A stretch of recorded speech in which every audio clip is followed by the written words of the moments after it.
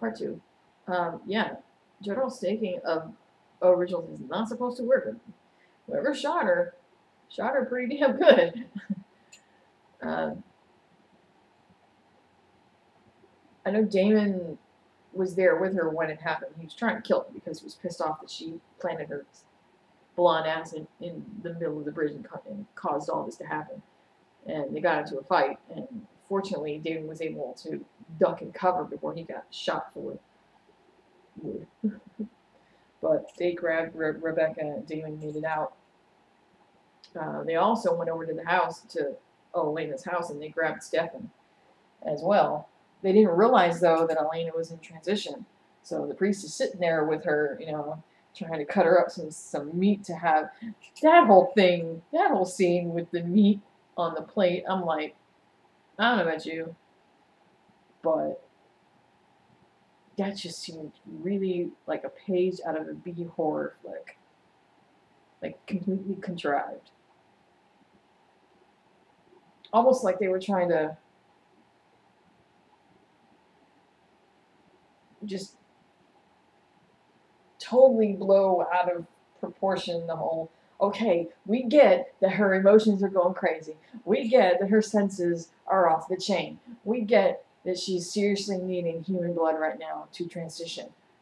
But the whole slapping the slab of beef on the plate and here you go, have something to eat. Really? That just seemed like way, way contrived, but anyway.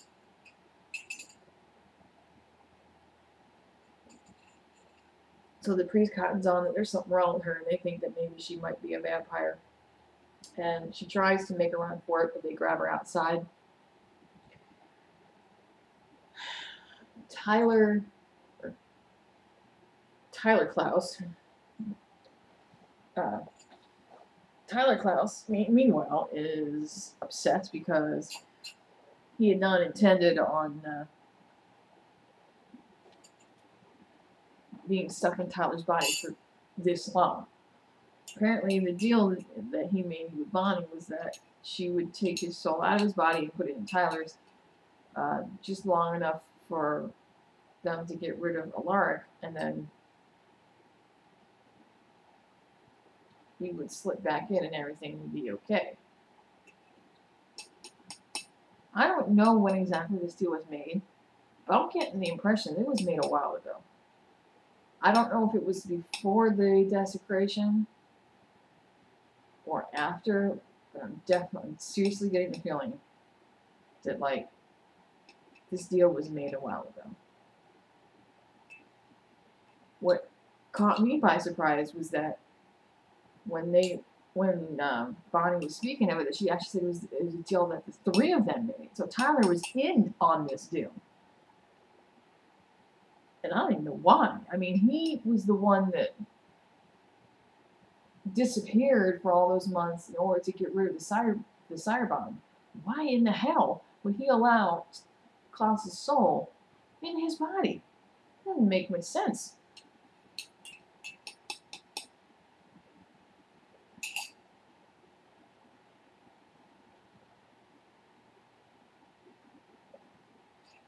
What did you think about it?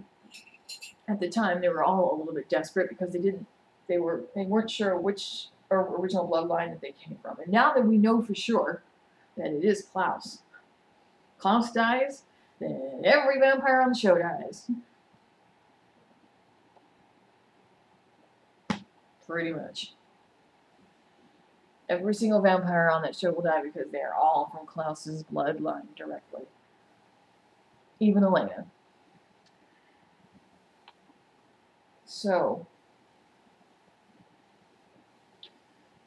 I guess Tyler thought he didn't have much choice. I mean, it was the only way he was going to keep him. I don't think he did it for himself. I think he did it to keep Caroline alive, to be perfectly honest with you. I have to say this.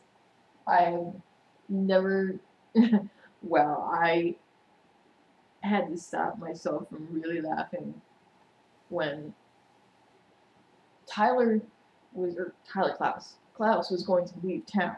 But when he realized that Caroline had been grabbed by the humans, he risked exposure to rescue her. He caused the van to take a tumble, and he got Caroline out but left Rebecca behind, which really pissed her off. And so Caroline and Tyler are in the forest, and they're making out against the tree, and she takes off her shirt, and he takes off his shirt. It's going to get all kind of hot and heavy, but then he says something to her that doesn't, it's kind of a little off, like, he says something in response to her using the word love as a term of endearment, and that's not something that Tyler would do. That's a very British thing. And she realizes like that it's not Tyler, it's Klaus. And she's like, oh, you're disgusting, blah, blah, blah, I need to get my lips sanitized. But the funniest thing was when she actually started kissing him and throwing herself at him, the look on Tyler's face. Because it wasn't Tyler, it was Klaus. It was like, he looked like he was a cat that got cream. I mean, he was like, oh my God. I've got Caroline, and she's all mine. And then she takes off her shirt, and she's wearing the lacy bra, and just his eyes are just like soft. She's like, ding, ding, ding. Not only do I get to sleep with her, she doesn't realize that I'm not him. I so rock. But we knew that it couldn't have lasted because, you know, it wouldn't have been right. So she realizes that he's Tyler, or that he's Klaus, and she's appropriately pissed off. Of course, he's pissed off too. He would like to get out of the body. And everybody was asking that question, is Joseph Morgan coming back? Is Klaus really dead? Obviously, he's not dead. Apparently, even if you stake an original with the white ash stake of doom, as long as you know, stop, drop, and roll, put out the flames of death, as long as there's a little bit left of that body, you're still good.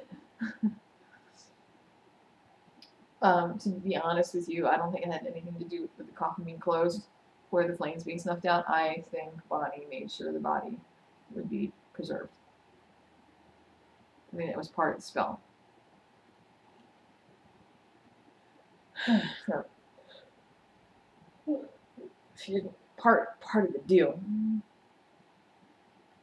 But she's already attempted once to use dark magic to stop her heart long enough so that her soul can sort of cross over to wherever Elena is being held.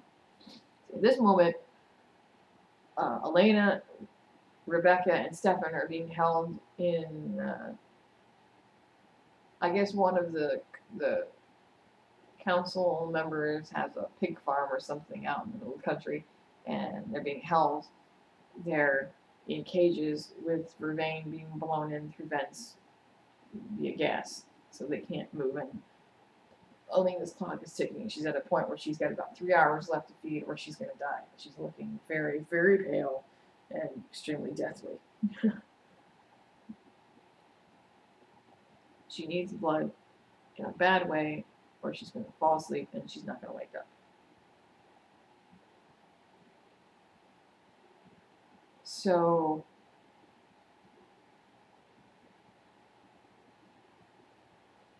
right when this is all happening, Meredith and Caroline's mother and Damon and Matt are trying to figure out how to track them down before they all get killed.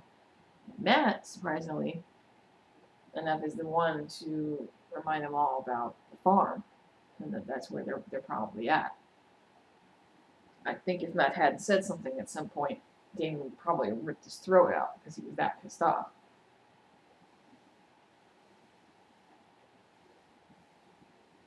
So Matt and Damon decide to head on over to the farm to find them, while Bonnie attempts to do her dark magic spell to connect with Elena, and it does work for a few minutes. But then Bonnie's grandmother shows up and tells her, no, you have to leave this alone. You can't be using dark magic. You're going to get yourself, you're going to pay a terrible price, blah, blah, blah. So she backs off. And Jeremy can see that she is paying a terrible price. She starts getting nosebleed, and then there's like something starts crawling up her skin, like some sort of evil. I'm not sure what. I'm not even sure where she tapped into this power, but Jeremy knows that it's not good for her. Right around that time, Tyler and Caroline show up to Bonnie's, and Klaus demands that Bonnie do whatever the spell was she was supposed to take Klaus out of Tyler and put her back into his own body. Because apparently now, and Bonnie doesn't want to do it, but Klaus threatens to rip Tyler's heart out. So she has to make a choice. She can either save herself from the dark magic, or she can save Tyler from certain death. In the end, she chooses Tyler. And she removes Klaus's body, or his soul from Tyler, and puts it back in his body, which somehow magically goes from being completely desiccated to fully alive, without a single scar. Don't ask me. I don't know.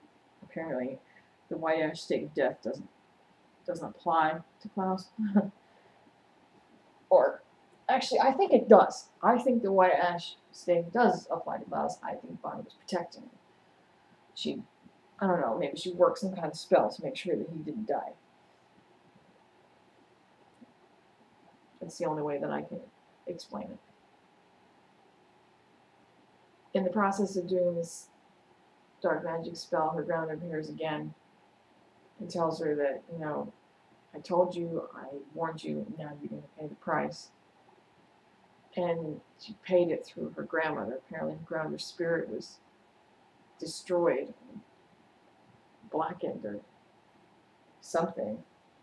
But I think her grandmother's spirit is pretty much gone. She doesn't have the right to walk that plane of existence anymore. And I think they ripped her soul apart.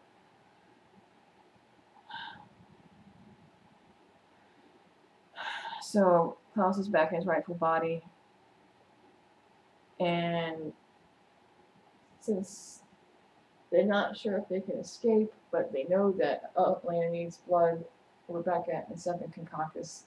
We'll see. Damon and Matt show up at the farm first, and Damon decides to use Matt as bait. He bites Matt. Damon. Actually, I can't even really be upset because it was all part of the plan, even though I'm sure that Damon probably got some perverse amount of satisfaction from it, but also from kicking him in the gut. He tried to get into the house. He tried to overpower. Well, he did overpower most of the guards, but one of them shot him, and he got stuck in one of the cells. Because I think he got stuck in one of the cells. Actually, no, he didn't. He got shot and he was playing dead, but he really wasn't. So he overpowered the rest of the guards, and he was about to kick the crap out of Matt and probably rip his throat out. But Rebecca and Stefan concocted a plan to overpower the guard that was supervising them. Stefan killed him and dropped his body to the ground close enough to Elena's cells. When the man bled out, Elena was able to reach his blood on the floor and finally taste human blood so she could complete her transition. And I guess she heard the scuffle outside, and she managed to topple Damon and nearly kick the crap out of Damon to keep him from hurting Matt. So that was the end of that. Really interesting scene that I liked, though, was between Elena and Damon, the one that I was looking for. Elena had some memory flashes.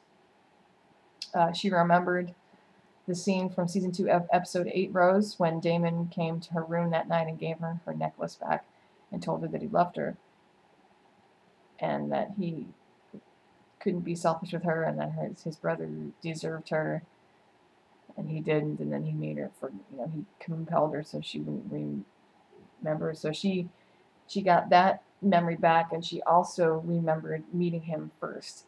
And she said to him, "Why didn't you tell me?" And he just looked at her and said, "Would it have mattered?" she had no answer for that, but I think that was all the answer that Damon needed.